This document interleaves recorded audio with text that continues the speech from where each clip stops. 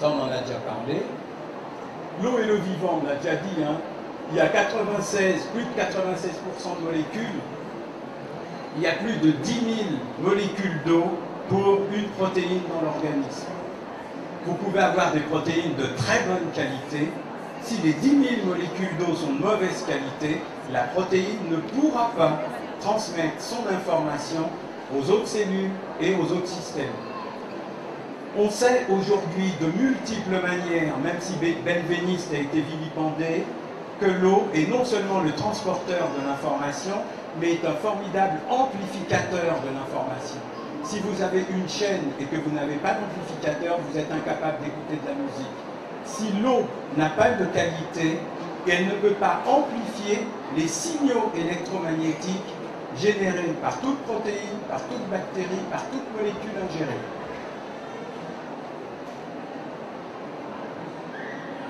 Bon, on va passer ça. Alors, je n'ai pas emmené de photos de Masaru Emoto, hein, il doit en être à son 15e bouquin, donc bon, si vous voulez voir des photos, vous achetez les livres. Moi, je ne les vends pas, donc je peux en parler. Mais on sait tous, plus ou moins, qu'il a montré l'influence des sons, des pensées et des mots écrits sur l'eau. Qu'est-ce que ça veut dire fondamentalement? Quand on voit les cristaux, tout le monde s'exclame, c'est beau. Mais à chaque fois que j'ai une pensée négative, qu'est-ce que je crée dans mes eaux internes? À chaque fois que j'ai une pensée ou une émotion de dévalorisation de ma personne, à chaque fois que je me maltraite moi-même en me poussant à accomplir des choses qui ne correspondent pas à ma nature, je crée de tels dégâts dans mes eaux internes. Donc l'un des pôles de l'hygiène énergétique, c'est de savoir comment rétablir l'intégrité dans nos eaux internes, qui sont le support de notre mémoire individuelle, de notre mémoire générationnelle et de la mémoire de toute l'espèce humaine. Je ne remonterai même pas dans la mémoire de toutes les espèces. D'accord? On sait très bien que dans l'embryogenèse, on passe par tous les stades. Tout ça, c'est inscrit dans notre mémoire biologique. Et tout ça est porté par l'eau, véhiculé par l'eau, amplifié par l'eau. Donc, quels critères pour une eau à consommer? On connaît en Occident le concept de potabilité. On sait très bien que l'eau potable n'est pas une eau pure. Elle est pleine de chlore, de résidus de médicaments. Bon, on ne va pas faire l'article, hein, il suffit de lire n'importe quel article sur l'eau, puisque même maintenant, dans des milieux non alternatifs, dits officiels, on reconnaît ces choses-là. Et plus ça va aller, plus on va les reconnaître. La deuxième chose, c'est la pureté. Alors, la pureté de l'eau, effectivement, ça, c'est moins commun. Alors, il existe de multiples systèmes pour purifier l'eau, mais le meilleur système, c'est le système naturel.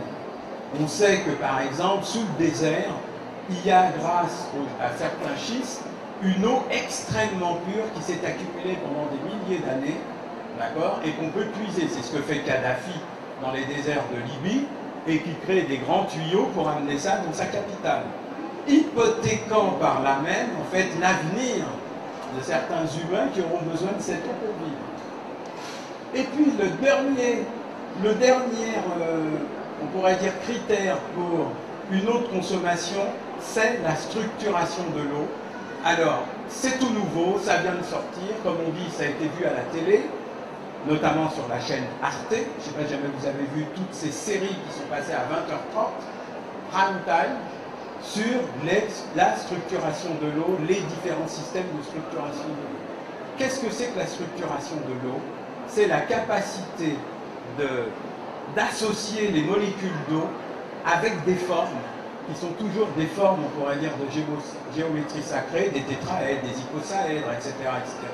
Et suivant cette structuration, l'eau acquiert des capacités multiples. Ça peut être des capacités physiques, des capacités biologiques, des capacités énergétiques différentes.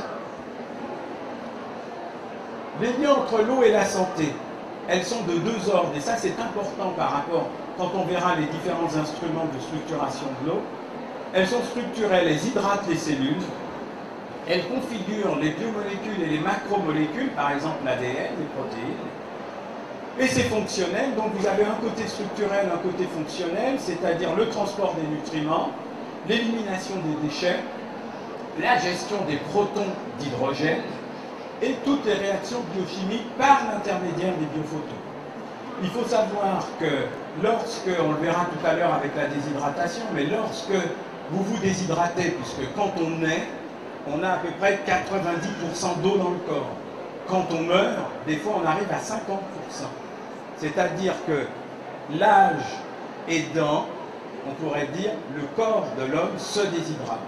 Alors aujourd'hui, l'information passe depuis la canicule et le nombre de morts qu'on a eu en France. On explique les choses sur la déshydratation. Et on fait boire aux gens de l'eau salée pour qu'ils aient des minéraux. Mais on prend, vous savez, le cérébos, la baleine, le sel bien blanc, qui est un bon poison. D'accord?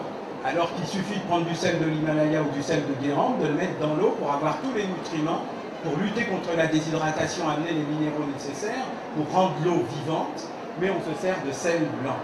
Or, il faut savoir que le docteur Batman Gelig, alors je vous conseille ce livre, il vaut 14,50 €, vous pourrez le trouver sur notre stand. C'est un livre essentiel à mettre dans toutes les mains. C'est un livre qui ne doit jamais rester sur une étagère de bibliothèque. Il doit toujours y avoir quelqu'un qui lit ce livre. C'est un livre essentiellement pratique sur les méfaits de la déshydratation. Le docteur Batman Gelig est un Iranien qui a fait ses études à Londres et qui est retourné en Iran au moment de l'ayatollah Khomeini. Dès qu'il a mis le pied sur le sol iranien, il a commencé à parler, il s'est retrouvé en prison. Et il est obligé de soigner ses amis prisonniers. Et comme il n'avait pas sa trousse, eh bien, il les a soignés avec de l'eau. D'accord ?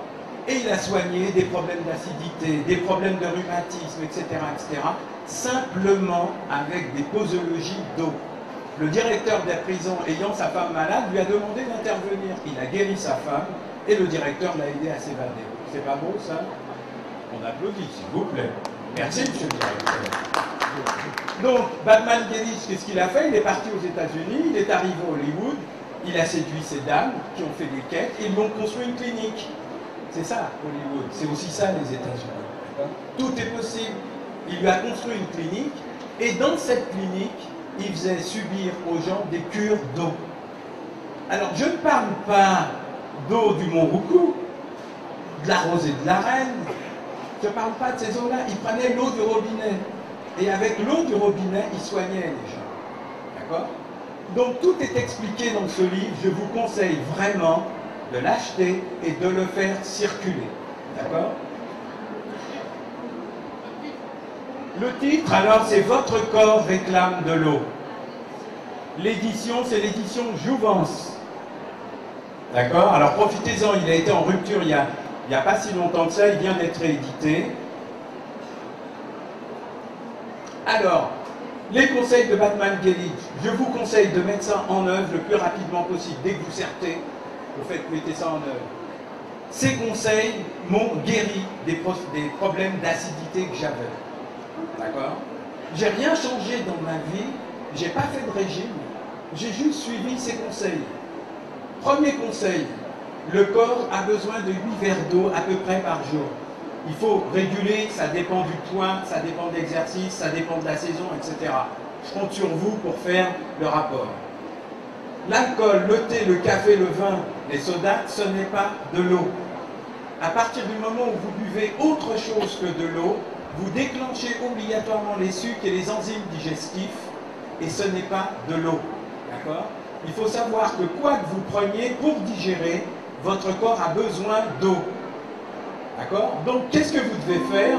Une demi-heure avant chaque repas, vous prenez un demi-verre d'eau ou un verre d'eau de manière à l'accueil, à l'entrée du salon. Pour chercher votre verre d'eau. D'accord? Donc, vous prenez un verre une demi-heure avant le repas pour aider votre corps à digérer. Si vous ne faites que ça, je dis bien que ça, parce que vous savez des fois, oh c'est génial, je m'y mets, et puis 2 jours après on a arrêté. Ça, faites-le. Un verre, une demi-heure avant les repas. Vous verrez avec quelle facilité vous allez digérer. D'accord? Vous n'aurez plus de remontée acide. Et avec quelle facilité vous allez réussir à dormir, même si vous faites un bon repas le soir. Ce n'est pas un conseil que je vous donne, je dis même si. Vous prenez un verre après la digestion pour ne pas, je veux dire, noyer le bol digestif. Et vous prenez après, bon, vous régulez pendant la journée. Il est évident que si vous faites un footing, vous allez boire. D'accord? Essayez ça. Et puis quand on se reverra, vous m'en parlerez. Ah non, non, non, on va pas mettre du sel dans l'eau une demi-heure avant le repas. Non, non. Je dis là, dans les processus de déshydratation. Quand vous êtes en canicule, vous avez une personne âgée qui ne peut pas bouger, qui n'arrête pas de transpirer, au travers de sa sueur sort tous les oligo-éléments, les sels minéraux.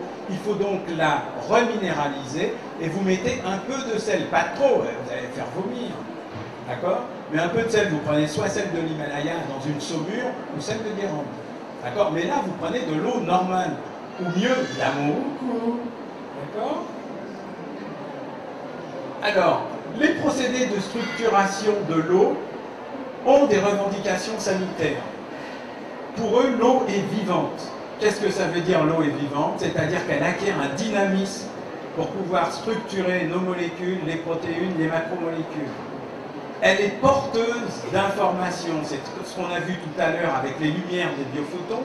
Elle est porteuse d'informations et la personne qui boit cette eau, en fait, se nourrit aussi de l'information véhiculée par cette eau.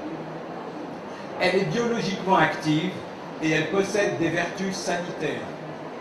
En opposition avec cela, vous avez des eaux mortes, non structurées, et qui sont porteuses d'informations biophysiques négatives, c'est-à-dire qui créent de l'entropie dans le corps humain. C'est-à-dire le corps est obligé de dépenser de l'énergie pour intégrer cet aliment.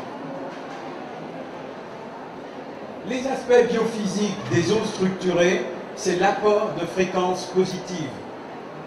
Correction ou élimination des mauvaises oscillations ou résonances cellulaires. Et puis le statut d'alicament, c'est-à-dire c'est un aliment qui est en même temps un médicament. D'accord ?